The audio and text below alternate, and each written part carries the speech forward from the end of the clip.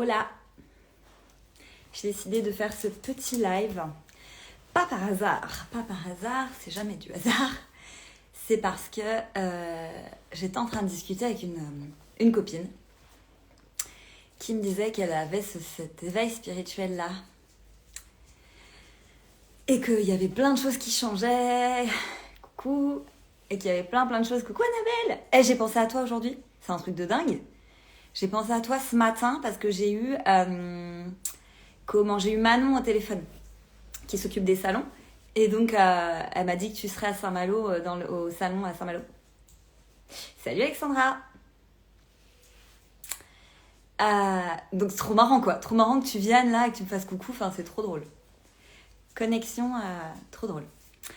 Ah, Alison, bah t'es là. Bah tu vois, j'étais en train justement de dire pourquoi je faisais ce live. Ouais, et du coup, Annabelle, t'es sur les 2 jours. Tu viendrais samedi, dimanche au salon? Ça va être cool de se revoir. Alors, donc, ce que j'ai envie de faire dans cette vidéo, c'est de parler de l'éveil spirituel. Et j'ai mis so what? Parce qu'en gros, donc j'ai pas tout validé. Bah, tu me diras. En gros, quand on a un éveil spirituel, on passe par plein de phases. Je pense que vous allez être d'accord avec moi. On passe par une phase haute, une phase une phase basse, une phase où on est perdu. Bref, on passe par plein de phases différentes. Et donc, j'ai envie justement d'aller parler de ça.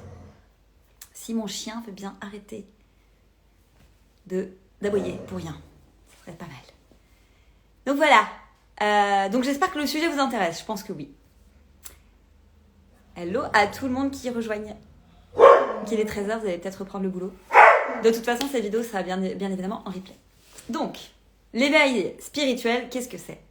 L'éveil spirituel, c'est quand on ouvre la porte à la spiritualité. Donc, tout ce qui n'est pas dans la matière, c'est-à-dire tout ce qui n'est pas tangible. Ok? Pas de souci, Alison. À 14h, on a rendez-vous, nous. À tout à l'heure, Alison. Donc, en fait, c'est tout ce qui n'est pas tangible. En gros, l'éveil spirituel, c'est au moment où on se dit « Tiens, c'est marrant, je commence à avoir j'ai des synchronicités. Quelque chose que je vais voir, j'étais en train d'y penser et hop, ça se met en rapprochement. » Typiquement, Annabelle, j'ai pensé à toi ce matin, t'es là. Voilà, c'est qu'il y avait la connexion, on devait être connectés d'une manière ou d'une autre. L'éveil spirituel, c'est quand on commence à s'apercevoir que tout ce qu'on est en train de vivre ne nous correspond pas. Que c'est en train de nous... Comment dire ça? De nous casser dans notre énergie, dans qui on est. Coucou Julie! L'éveil spirituel, c'est quand on commence à comprendre qu'on n'est pas qu'un être de chair et d'os et qu'il y a a priori quelque chose après. Hello! L'éveil spirituel, c'est ça. C'est quand on est en train de quitter quelque chose de l'ancien et qu'il y a quelque chose de nouveau qui s'ouvre, mais on ne sait pas trop quoi. Alors ça dépend de bien sûr là où vous en êtes dans votre éveil spirituel évidemment, mais concrètement au départ c'est un peu ça l'éveil spirituel, c'est disons il y a des choses bizarres en ce moment qui se passent, le temps il passe plus pareil, je suis moins alignée avec des copines à moi, j'ai moins de choses en commun avec ceux qui m'entourent. Déjà dites-moi si vous viviez ça, à quel moment vous êtes de votre éveil spirituel? Est-ce que vous en êtes au début? Est-ce que vous êtes avancé dans votre éveil? Est-ce que vous avez déjà fait ce travail? Ou est-ce que, voilà, enfin, là où vous en êtes, quoi, si vous voulez. Moi, personnellement, je suis plus dans cet éveil, c'est-à-dire que moi, j'ai envie de dire, je suis intégrée à 100%, puisque, comment dire, dans un éveil spirituel, on va aller chercher sa mission de vie. Okay, il y a 4 étapes. La première, c'est bien comprendre que nous sommes des êtres spirituels. Donc ça, c'est la première étape. Ok, je suis un être de chair et de sang, mais aussi, j'ai une âme qui, en fait, vit plusieurs vies dans plusieurs énergies et que, a priori, moi, je suis juste là de passage. Donc, savoir, déjà, prendre conscience que nous sommes que des êtres. On n'est pas que des êtres dans la matière. Okay. La deuxième des choses, j'ai envie de dire, c'est aller reconnaître sa mission de vie.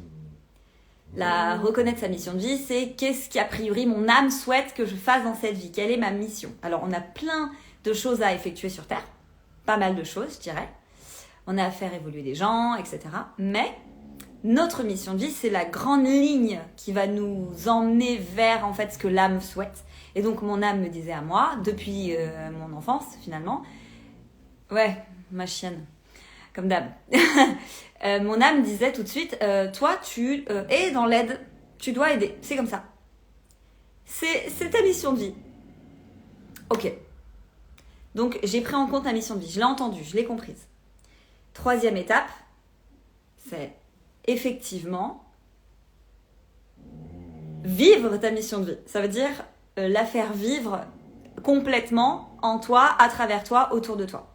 Donc typiquement faire un métier qui, parce qu'on est dans une société où on travaille, etc., où il y a des codes. Hein. Donc en fait typiquement c'est faire un travail en général qui correspond à ta mission de vie, ou si c'est pas un travail, c'est faire un loisir, c'est faire quelque chose en fait qui intègre totalement ton quotidien via ta mission de vie. Donc ça c'est la troisième étape. Donc reconnaître qu'on est un être spirituel, reconnaître sa mission de vie et la faire vivre dans la matière. Une fois qu'on a ces trois-là, il y a des lois qui vont s'appliquer. Il y a des lois de l'univers qui vont s'appliquer. Je vous explique. À chaque étape, on va passer par des moments. J'ai envie de dire, ouais, et tu vois, Annabelle, tu disais renaissance. Et ben en fait, c'est-à-dire que dès lors qu'on entre dans ce développement spirituel, on va passer par des phases qui sont extrêmement remuantes. La première étape, je pense que c'est une très très très très très belle remuante déjà, parce qu'en fait, on va casser tous les repères. On va casser vos repères. Il y a certaines personnes avec qui vous étiez peut-être amis depuis X années et qui finalement aujourd'hui, vous voyez que vous n'avez plus rien à voir en commun avec eux. Donc en fait, c'est se délester de l'ancien. Donc il y a une bonne partie de l'ancien qui va partir de lui-même, pas forcément facilement, parce que notre humain, lui, en fait, il a l'habitude, il a pris des habitudes, il s'est protégé d'une manière ou d'une autre, il a mis des masques, etc. Donc en fait, c'est une déconstruction complète, j'ai envie de dire, de notre quotidien et de notre vie. Souvent, ce que j'entends, c'est j'arrive plus à rentrer en résonance avec mes amis ou mon mari, ma femme. Ça, c'est quelque chose qui arrive tout le temps. C'est très très régulier. Ou au contraire, on dit, mais je suis rentrée dans un espèce de truc énergétique avec la personne avec qui je vis, mais c'est génial quoi. On a regagné quelque chose qu'on avait perdu, ou peut-être qu'il n'avait jamais été là d'ailleurs. Donc c'est dans les deux sens évidemment. Ça serait bien que mon chien se taise. Alba! En fait, je pense que c'est le fait de parler, ça l'énerve. Julie, en chemin vers la troisième étape. Super. Je vous parlerai de la quatrième après. Samuel, plus en éveil, mais mon âme est toujours en chemin. En fait, on sera toujours en chemin dans tous les cas. Je suis encore là, ça me donne des frissons, tout ça. Ah, t'es encore là. Ouais, Alba, comme d'habitude. Non, mais c'est pour ça que je me suis dit, tiens, je vais la présenter, Alba, hier en story. Bon, bref, on revient à nos moutons. Donc, ce qu'on nous demande de faire, en fait, dans cette étape entre le 1 et le 2, clairement, c'est de gagner cette intégrité du cœur. Qu'est-ce que ça veut dire, l'intégrité du cœur? Ça veut dire, qu'est-ce que ça va aller... qu'est-ce que ça crée chez moi? Ça demande à aller faire une introspection, vraiment, d'aller nettoyer nos peurs, nos blocages, d'aller comprendre qu'est-ce qu'on s'est raconté jusque-là, quelles histoires on s'est mises dans la tête, inconsciemment ou consciemment. Est-ce que ça vient de mon enfance? Quels sont les traumatismes, les blessures que j'ai pu vivre et qui m'ont emmené à penser ça? En fait, ça va vraiment tout déconstruire. On peut passer par des étapes, je dirais, alors on peut appeler ça la nuit noire de l'âme. Souvent on appelle ça dans la spiritualité. Et la nuit noire de l'âme, c'est quand là vraiment on passe dans une étape qui est, je dirais, cruciale, entre la 1 et la 2, qui est cruciale. Elle m'énerve, Alba. Alba, qu'est-ce que tu veux? Tu veux sortir? Je vais lui ouvrir, ça va être plus simple. Viens, Alba. Viens. Allez, viens, dépêche-toi. Allez. Excusez-moi. Elle va sortir. Voilà. Je referme la fenêtre. Ok. Donc la nuit noire de l'âme, c'est un moment de la vie qui peut durer très court ou très long. Hein, ça peut passer de 6 mois à 1 an, j'en sais rien, 2 ans. Où en fait là, on va un peu se sentir comme... alors souvent on va se sentir seul. On peut se sentir un peu délesté, on peut se sentir genre je sers à rien, genre j'aime plus rien, j'ai plus goût à rien. Il y a des gens qui passent par des états de dépression. On peut appeler ça des burn-out aussi. Il y a des personnes qui passent par des burn-out parce qu'ils sont en éveil spirituel. Parfois ils en prennent même pas conscience. Bon, on va dire que vous en avez conscience. Donc, ça crée en fait des espèces d'émotions particulières parce que aussi, les émotions qu'on a stagnées à l'intérieur de nous, en fait, qu'on a cristallisées à l'intérieur de notre corps, eh ben, il y a certaines émotions qui vont ressortir, en fait, qu'on a besoin de conscientiser. Donc, par exemple, ok, admettons, j'ai une émotion de colère qui est là, qui a toujours été là, j'ai jamais su le pourquoi, le comment, mais j'ai fait ma vie avec. Je mis sous le tapis, j'ai continué ma vie et voilà. Avec ce passage entre l'éveil et la deuxième étape qui est reconnaître ma mission de vie, on va forcément passer... on va forcément en fait passer par un nettoyage énergétique, un nettoyage interne. Alors souvent c'est là où je conseille forcément de faire des soins énergétiques, d'aller se faire, je sais pas, la médecine chinoise, d'aller l'acupuncture, enfin des méthodes énergétiques qui vont permettre de vous réaligner à l'intérieur. Déjà ça va faire le ménage. Et donc il y a les émotions qui vont ressortir. Et donc cette colère que j'avais toujours en moi par exemple, que j'avais laissée de côté, que j'avais mis sous le tapis, bah là elle risque a priori de ressortir. Et précisément là on nous demande d'accepter. Alors, je vais lâcher un mot. Attention. Lâcher prise. Et là, on va me dire, mais c'est quoi lâcher prise? Bien sûr, c'est un mot comme ça qui paraît un peu... wow, attends, le lâcher prise, t'es bien belle avec ton mot, mais qu'est-ce que ça signifie? Ok. Le lâcher prise, en fait, c'est tout un tas d'étapes qui vont qu'on arrive à ce lâcher prise-là. C'est pas un mot, une technique. Le lâcher prise, c'est tout un système où on va aller reconnaître nos blessures, qui on est, ce qu'on a vécu. Donc on va aller reconnaître ça. Peut-être parfois dans la douleur, dans la difficulté, dans la tristesse, dans le chagrin. Peut-être. Ensuite, une fois qu'on les a reconnus, on va aller travailler dessus. Il y a certaines émotions, certaines blessures qui vont aller se nettoyer, s'apaiser, et on va passer par une étape de guérison. D'accord ? Et cette étape de guérison, elle est indispensable pour passer à la deuxième étape et à la troisième. Okay ? Elle est indispensable, cette étape de guérison de mon humain. En fait, mon humain a besoin d'aller se guérir de tout ce qu'il a, ses bagages, les bagages des autres, parce que souvent... on est en éponge émotionnelle quand on passe par cette étape d'éveil spirituel. On est une éponge, on a pris, et puis un jour finalement, on peut plus en fait, et puis on a voilà, au niveau du dos, ça pèse, on se sent parfois trop plein émotionnel.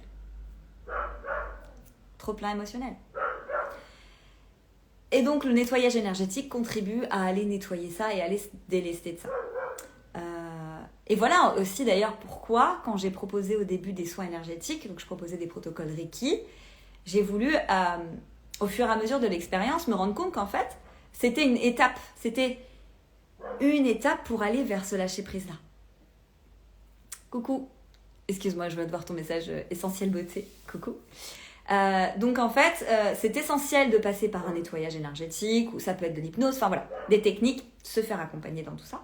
Et donc je me suis dit, ok, je propose des soins, donc moi en fait je vais jusqu'à un certain point, et je vois déjà les résultats. Et je me dis, qu'est-ce que je pourrais effectivement apporter pour passer en fait vraiment de l'étape 1 à l'étape 2 en ayant trouvé ce lâcher prise là et cette acceptation. Et c'est là après où j'ai créé mes programmes et tout ça, et où je vois qu'aujourd'hui j'ai des résultats, mais les résultats viennent que si la personne en face de moi, elle est à 100% prête à accueillir le changement dans sa vie. Et à l'intérieur et autour d'elle. Donc c'est ça le lâcher prise. C'est à un moment donné où on a fait un petit peu le bilan de sa vie, on sait un petit peu ce qu'on a à l'intérieur à travailler, et puis on n'est pas obligé de tout savoir, attention, parce qu'il y a des choses qui vont remonter tout au long de notre vie aussi. Et là, en fait, c'est accepter que le passé n'est plus, parce qu'il n'est plus, ça c'est sûr. Accepter ce que je suis en train de vivre aujourd'hui, parce que je sais que ça remue, mais en fait je l'accepte, ok, je sais que c'est le processus en fait. Que le processus d'éveil spirituel m'emmène automatiquement à là où je suis. Dans cette remise en question-là, etc. Donc dès lors que ça, on l'intègre à l'intérieur, mais à 100%, là, on commence à lâcher. Là, on commence à poser les masques, le sac. On commence à poser toutes nos lourdeurs qui nous servent. On compose. Tranquillement, petit à petit, pas à pas. Je dis pas que ça se fait comme ça en claquant des doigts. Il y a des personnes, ça se fait très vite, et encore une fois, d'autres, ça se fait sur plusieurs années. Donc une fois qu'on a commencé à ce travail de lâcher prise, d'acceptation, c'est plus finalement le moment d'aller voir le et après, parce que le et après, en fait, il ne se construit pas dans le et après à l'intérieur de la tête. L'éveil spirituel nous apprend que tout se passe dans l'instant. Petit exemple, il y a, je dirais, 4 ans en arrière, 4-5 ans en arrière, je me suis toujours dit, un jour j'aimerais faire des soins énergétiques, j'aimerais être professionnelle là-dedans. Mais ça fait très longtemps que je me dis ça. Et j'allais parfois dans les salons du bien-être, je discutais avec les personnes qui c'était leur métier. Et 99,9% des personnes que je rencontrais me disaient, tu sais, il faut du temps, il faut se faire connaître, ça va pas se faire en claquant des doigts. Voilà, il faudra prendre un job à mi-temps à côté, etc. Ça me paraissait juste en fait, oui, c'est sûr que ils vivent de ça, est-ce que vraiment, peut-être qu'au début je vais galérer et tout. Finalement, j'avais eu en miroir leur peur, d'accord ? Je recevais leur peur. Et du coup, moi dans ma tête, qu'est-ce que je faisais ? Je créais un futur, hypothétique futur de peut-être ouvrir mon entreprise, avec ces peurs-là, consciemment et inconsciemment, dans les deux cas, ok ? Donc je projetais ça. Qu'est-ce que je faisais dans le moment présent pour créer le futur hypothétique ? Rien. Je faisais que imaginer. Je faisais que me dire dans ma tête, oui, j'aurais ça, non. C'est pas juste. C'était une mauvaise lecture de mon futur. Déjà. Et deuxièmement, c'était pas la bonne technique. Parce qu'en vérité, alors, je vous dis la mienne, je vous dis ma vérité dans la spiritualité. C'est ce que je peux voir maintenant avec mon expérience. La vérité, c'est que comme tout se passe dans le moment présent, pour passer à mon éveil, comprendre ma mission de vie et la vivre pleinement,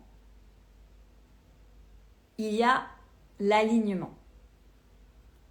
Donc, on est passé par des chemins de traverse, on passe par la nuit noire de l'âme, on passe par des hauts, des bas, on dit oh là là j'ai hyper bien avancé, on a l'impression de reculer, c'est pas vrai. On avance toujours. On peut aller voir des médiums, on peut aller voir des gens qui vont nous aider à découvrir notre mission de vie. C'est ce que je fais, c'est mon travail. Je mets en lumière en fait, dans les guidances de l'âme. Guidance de l'âme, c'est 1 heure et on va découvrir ce que vous avez à découvrir via vos guides, les univers, etc. Donc ça, c'est hyper intéressant. Bref. Et donc, une fois qu'on a entendu cette mission de vie-là, on passe à la 3e étape qui est mettre en place ma mission de vie dans ma vie. Et en fait, c'est là où finalement, moi, j'ai compris que je devais m'aligner avec ma pensée, ce que je voulais mettre en place, mais dans le moment. Pas dans un futur hypothétique dans ma tête. Donc, comment tu te sens ? C'est-à-dire que tu mets des actions en place. Tu crées tu commences à créer tes offres, tu passes des formations, tu fais en fait des actions dans le moment. Et au lieu d'aller attendre les résultats de tes actions, je fais une formation Reiki, je vais être... ça y est, je veux déjà avoir un cabinet avec X personnes dans mon cabinet. C'est pas ça.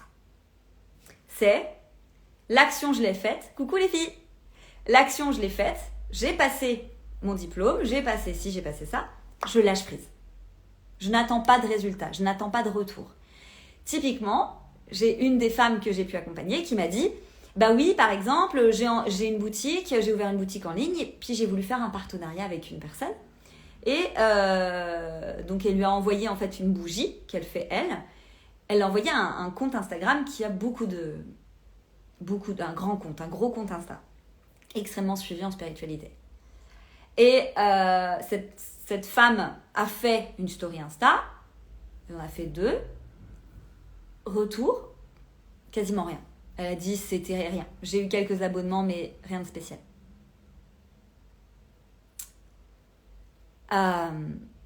Oui, Maryse, j'ai ton livret de Reiki. Je viens de voir ton message.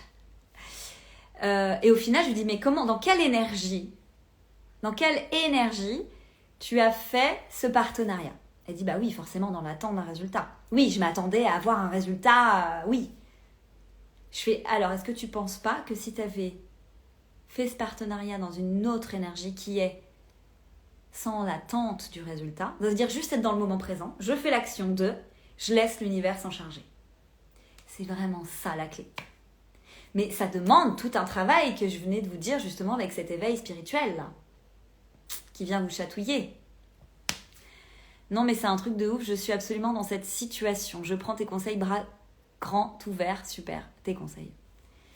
Merci Alexandra, c'est cool. Bah, c'est bien, tant mieux, c'est le but. Est-ce que vous avez quelque chose à partager par rapport à peut-être à votre éveil spirituel? Qu'est-ce que vous rencontrez comme blocage? Qu'est-ce que vous rencontrez comme difficulté a priori? Voilà. Moi en tout cas là ce que je vous partage, c'est quelque chose que je travaille au quotidien avec les personnes qui viennent me voir, soit en soins, soit en accompagnement. Mais concrètement,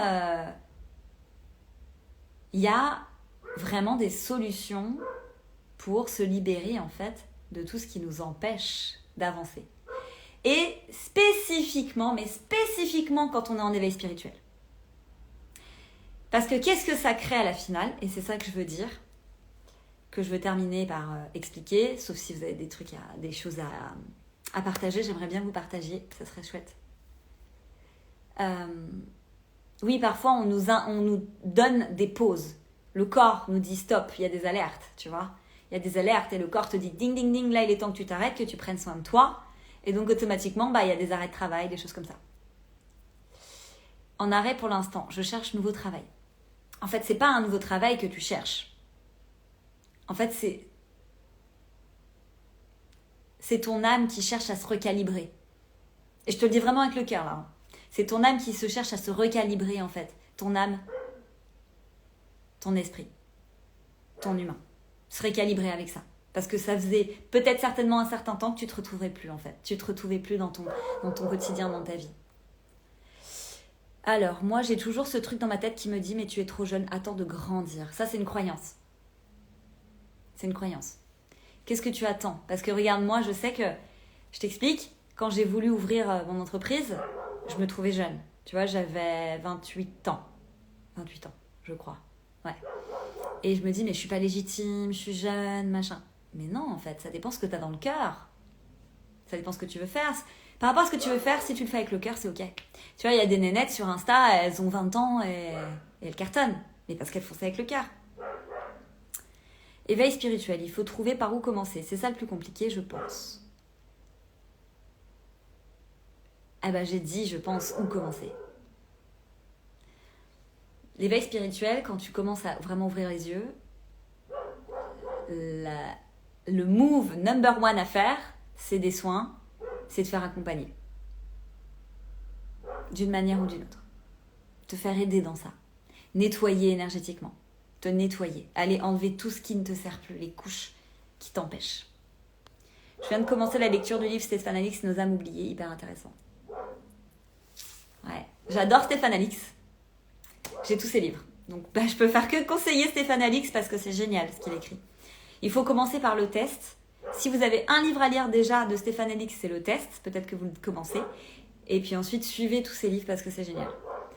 Marie, j'ai envie de préciser ma mission de vie. Et oui.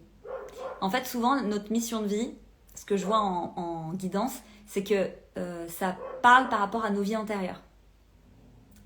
Mais ça fera partie d'une autre vidéo. Profite, moi je pense être trop vieille. Fais-le pendant que tu es jeune. Mais non, Alexandra, ça aussi. Comment ça, trop vieille? Qu'est-ce qui t'empêche de faire? Qu'est-ce que tu as envie de faire, mais tu dis non, je suis trop vieille. Dis-moi. Arrêtez car malade. Je vois trop de quoi tu parles. Bah oui. Ouais. En fait, c'est ça. Le corps, parfois, nous dit stop. Et je l'ai vécu aussi. J'étais dans une entreprise qui me convenait plus du tout à l'époque. C'était dur. Je travaillais à Disneyland Paris. Je n'étais pas du tout alignée avec ce qui se passait dans cette entreprise. Enfin bref. Et puis, j'ai dit... je revenais de vacances un été. J'ai fait 2 ans et demi là-bas. Je revenais de vacances un été et je dis à une copine un midi... c'était peut-être le 2e jour de retour de vacances. Et je dis... je crois qu'il faut que j'arrête. Je crois qu'il faut que je me mette en arrêt, en fait. Parce que là, j'en peux plus, quoi. Fin de déjeuner, je retourne là où je bosse, arrêt de travail. Je me fais un truc au niveau du bras. Arrêt de travail, ben après j'ai démissionné. Parce que j'ai compris que c'était stop, quoi. Je vais aller chercher mon chien, j'arrive. Alba, viens ici, dépêche-toi. Allez. Oh. Allez. C'est bon.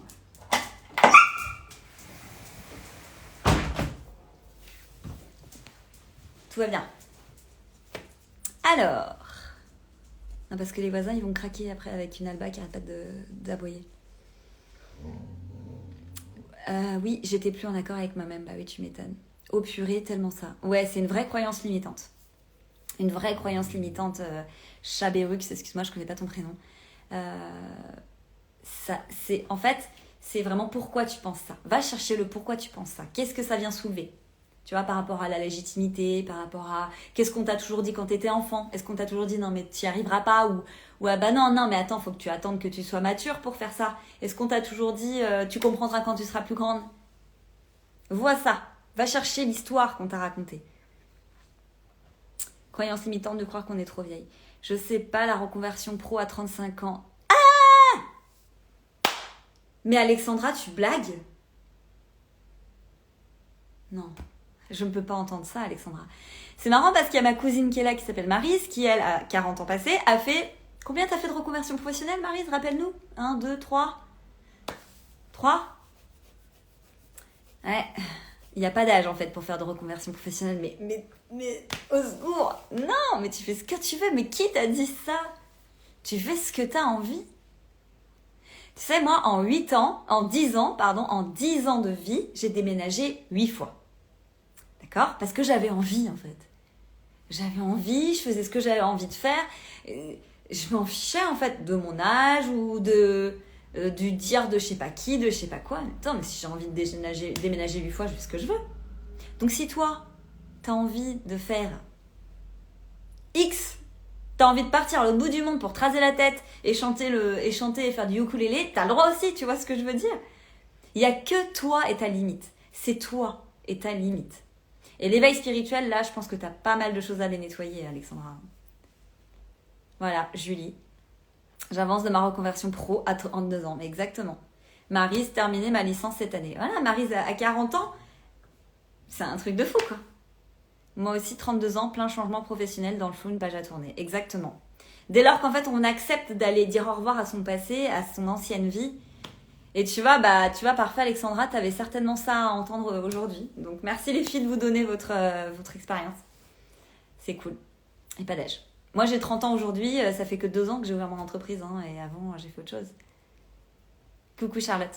Oui, bien sûr, bien sûr. Bah, je fais quasiment que des soins à distance, d'ailleurs. Que des séances à distance. C'est rare que j'accueille dans mon cabinet à Rennes. Donc, voilà. Ouais. En tout cas, j'espère que ce petit live vous a éclairé sur certaines choses. En tout cas, vous a apporté des petites choses intéressantes. Donc, je pense que je vais faire plus de live sur cet horaire. Voilà, à mon avis. Je sais que je suis en train de réfléchir un petit peu à ce que j'ai envie. Oui, je vais parler de la 4e étape. Je sais que je suis en train de revoir un petit peu ce que j'ai envie de faire sur Insta. J'ai envie d'être... d'apporter encore plus de choses. Et en fait, tout ce que je n'apporte pas en live, en fait, je le fais en rendez-vous, en fait, en accompagnement. Donc c'est vrai que je pensais pas à faire des lives de ce que je fais.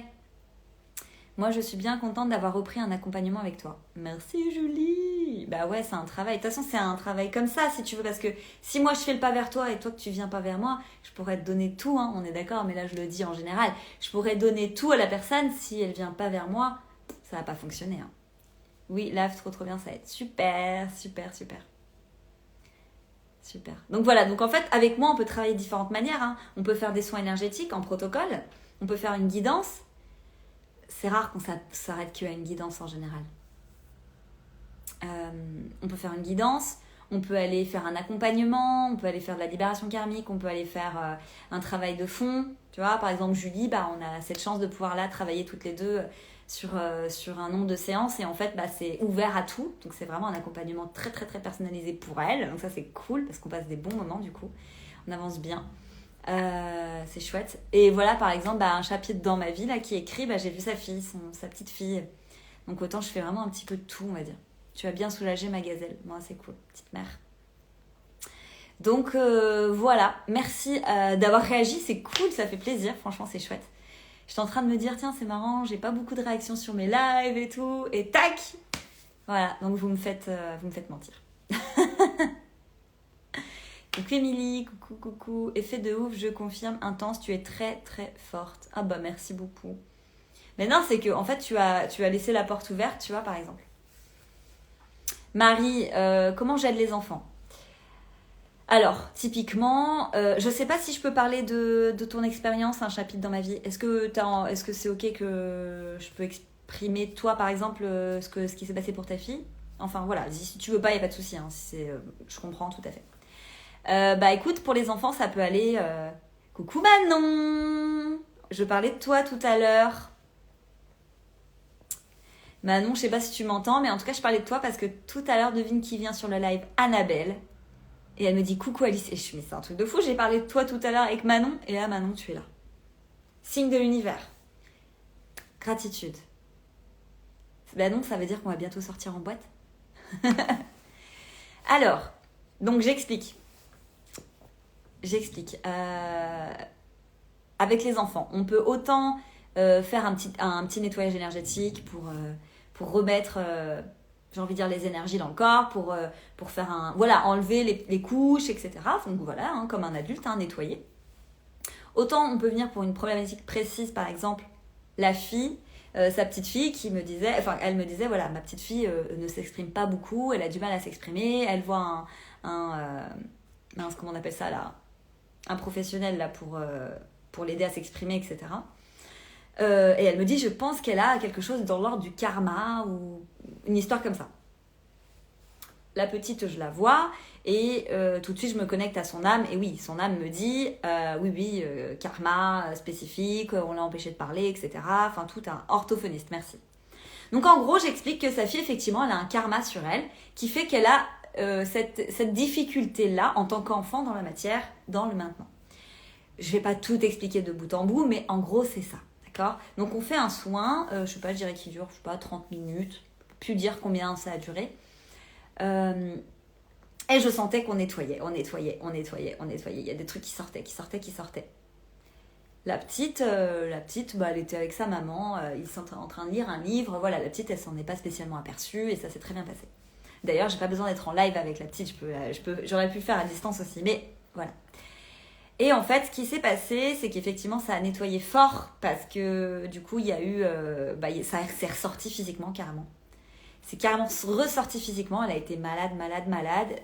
Elle a été à l'hôpital de déshydratation. Et derrière cette histoire, 15 jours après, l'orthophoniste exprime en fait le fait que la petite a quelque part un peu débloqué. Voilà, elle parle a priori un peu mieux. Enfin, je veux pas parler à ta place, mais dis-moi si j'ai bien expliqué. Donc autant ça peut être ça, autant j'ai des personnes qui m'emmènent leurs enfants parce qu'ils sont en plein divorce, du coup les parents, donc ils n'ont pas envie que ça soit impacté en direct dans leurs émotions, donc ils veulent que ça se nettoie tout de suite, pour pas que ça vienne s'impacter à l'intérieur. Autant j'ai des parents qui m'emmènent leur enfant parce qu'ils pensent qu'il a peut-être un souci, il a peut-être un problème psy ou quelque chose comme ça, et qu'ils ont envie de voir si moi je peux aider à améliorer quelque chose. dans le subtil, hein, évidemment. Mais voilà, en fait, j'ai de tout. Oui, c'est ça, on a quelques phrases qui sortent. C'est quoi? C'est quoi va? C'est déjà ça. Non, c'est pas ça que tu veux dire. Non, c'est bien. Ouais, après l'eczéma, vu que c'est souvent lié à quelque chose de psychique, il faut aller les chercher. Les liens à la mère. C'est quoi ça? Elle cherche à s'exprimer. Ah bah c'est bien. Dans tous les cas, il y a eu un nettoyage, quoi qu'il se passe. Ça, c'est sûr que c'était quelque chose de fort. Ouais, l'eczéma, tout type, en fait, si tu veux, ça peut être n'importe quoi. Hein.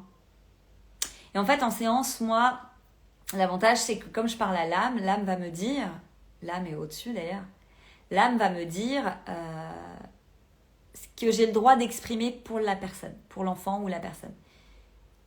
Donc on va savoir que si là-haut c'est ok de savoir, que si c'est ok de libérer en fait. Et puis parfois il suffit simplement de le conscientiser pour que ça se libère. Voilà. Et quand je fais des séances en direct, par exemple en guidance, pas en direct mais quand je fais des séances en guidance, il y a des fois des choses qui se passent. Ça veut dire qu'ils vont ouvrir des portes et puis on le sait en direct. Physiquement ça bosse quoi. C'est extraordinaire. Donc voilà. Je pense que j'ai tout partagé, ce que j'avais à dire aujourd'hui. La 4e étape, en fait, c'est ce que je voulais vous dire. Une fois qu'on a incarné complètement sa mission de vie, qu'on est totalement dedans, et ben là, la 4e étape, c'est de passer, en fait. Donc là, on a passé dans la matière, en fait, on passe des étapes. Puis, on fait de notre mission de vie notre vie. Puis derrière, et ben, on évolue spirituellement. Là, c'est encore quelque chose d'autre. Et là, ça fait partie d'une autre sphère qui est extraordinaire, que je suis en train de vivre depuis 2 ans, où je dirais que là c'est waouh, enfin, c'est exceptionnel, quoi. Ouais, les gens, les expériences qu'on rencontre, on se déleste beaucoup de plein de choses. Mais voilà, c'est extraordinaire. Et c'est tout intérieur. Donc voilà. Bon, comment on sait si notre âme va bien? Je pense qu'il faut, si vous avez des questions comme ça, très personnelles, je pense que idéalement, allez sur mon site et allez voir dans Guidance de l'âme. Voilà, Guidance de l'âme. Booker un rendez-vous, passez le cap. Et je vous donnerai certainement des infos. Enfin, vous, non. Moi, non, mais eux, là, oui, parce que moi, je suis que le canal, hein. Stéphanie. Ah bah oui, Stéphanie, tiens, on a eu notre rendez-vous hier, je crois. On a eu une guidance hier. Comment on sait quelle est notre mission de vie? Bah oui, c'est ça. Via une guidance. Eux, si c'est ok de le savoir, ils vont nous le dire. Voilà. Donc ouais, c'est une séance qui dure 1 heure. Hein, donc beaucoup d'informations. Beaucoup de choses. C'est dense. Parfois, ils viennent nous bousculer. Parfois, ils viennent nous apaiser, parfois ils viennent nous ouvrir des trucs, parfois en direct ils nous font des soins, parfois c'est voilà. Donc sur mon site internet alicivanov.com, vous allez voir Guidance de l'âme, checkez si ça vous parle et puis après bah voilà, il y a les accompagnements si vous avez envie de vous faire accompagner. C'est mon job et j'adore. Donc voilà. En tout cas, grand merci. Je vous fais des bisous. Je vous dis à bientôt. Si vous avez des questions, venez me voir en privé. En message privé pour X ou Y chose, n'hésitez pas. Et puis bah voilà, donc je pense que je vais faire régulièrement des petits lives comme ça. Bon là, j'ai un peu dépassé, hein. Ça fait quand même presque 40 minutes, je crois. Mais je vais faire comme ça des petits lives assez régulièrement le midi, sur l'heure de 13h, je pense. Voilà. Super intéressant, merci. Merci Laurence d'être passée. Je vous embrasse. Merci. Bisous. À bientôt.